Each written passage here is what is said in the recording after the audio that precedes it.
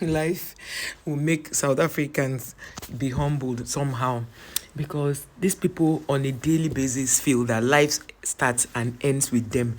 They don't understand that life is not just about the banter on social media, the way they feel, the trolling and all that. Life is different.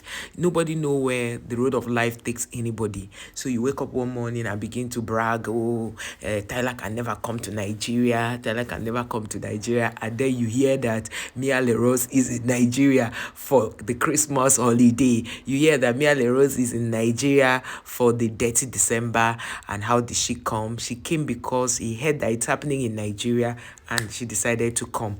And everybody is saying, oh, this person can never come to Nigeria. You guys remembered vividly when the Tyla thing happened. Nigerians were only saying that Tyla was not supposed to say that about Afrobeat. While some Nigerians were saying that even if Tyla had said that about Afrobeat, she didn't reason it to be the way people are taking it. So yesterday, after I had posted that video where people were rumoring that Julius Malema has been divorced from his wife, they showed the wife, they did all those propaganda videos just so that they will give Julius Malema a bad name.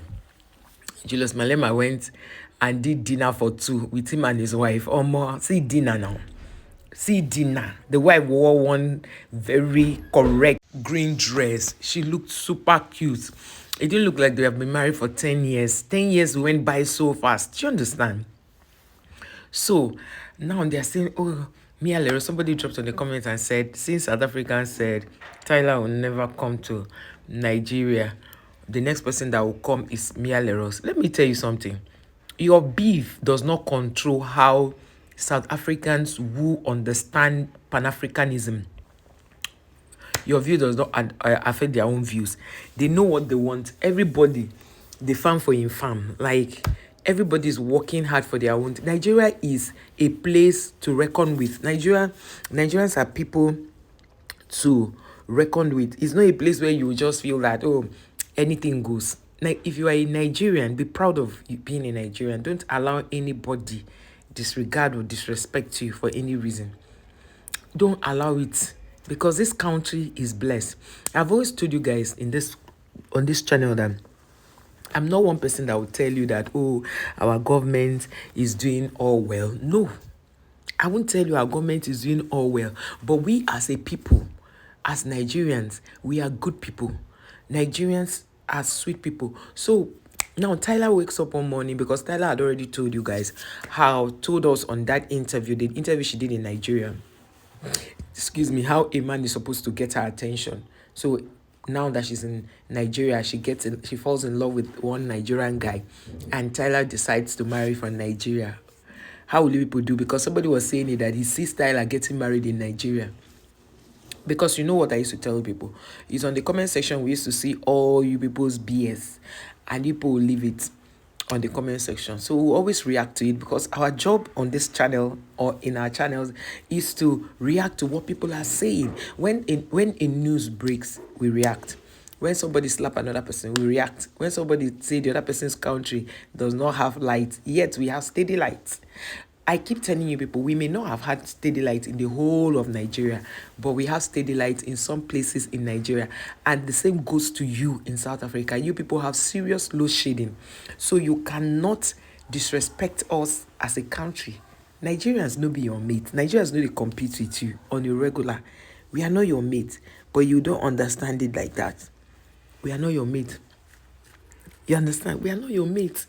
So Nigerians are this kind of people that try their best to ensure that they make ends meet. Just like that man said, one of those South African guys yesterday was talking about how Nigerians are very resilient, how Nigerians are hardworking. Nigerians they go out every day to hustle because they know that no government is coming to save them.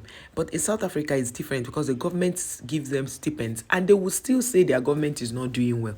The more reason I always say that in Nigeria, if we even have a government that gives us stipends, a government that says, okay, every month we are giving you a grant for your children. Let us not even talk about the parent, the children, like they do in America, they do in Canada, that they pay the children. Let us assume that they are paying these children, let's say every child 100,000. We are not even saying much.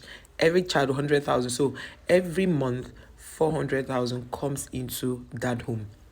It will enable the parent to use that 400,000. I'm saying for myself, who has 4 kids and 2 more coming on the way.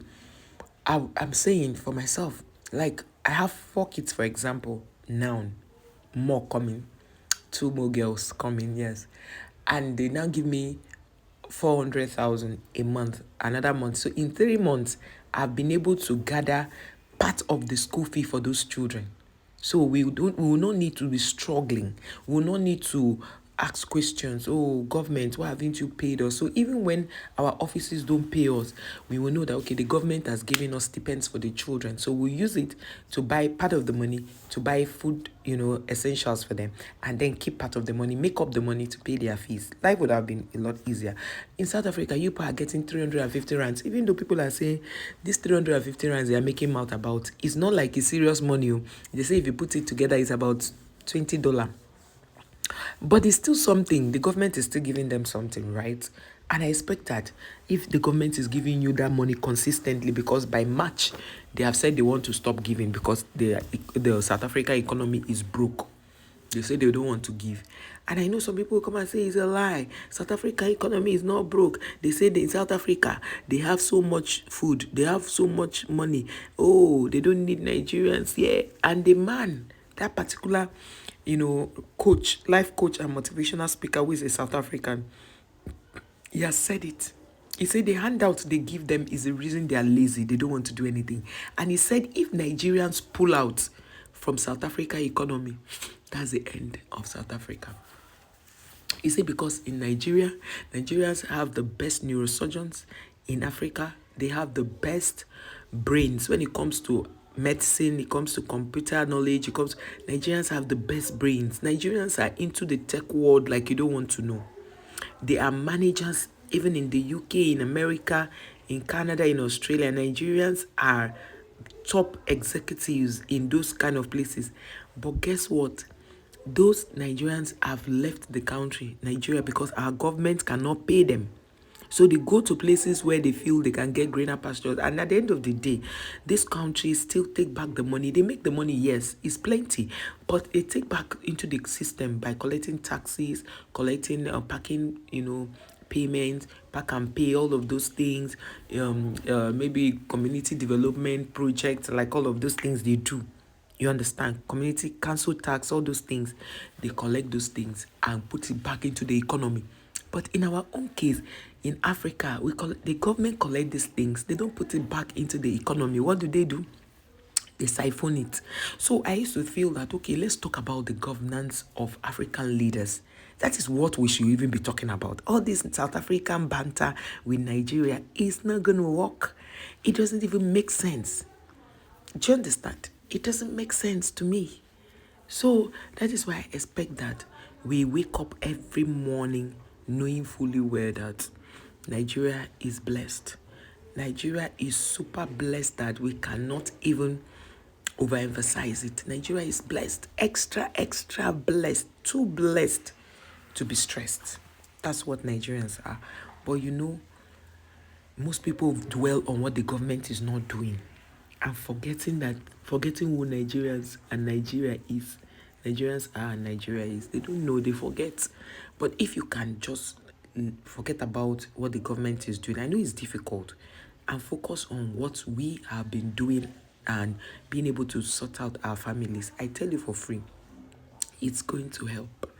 It's going to really, really help. I tell you, it's going to help. So I feel that in my own little way, I give back to my community.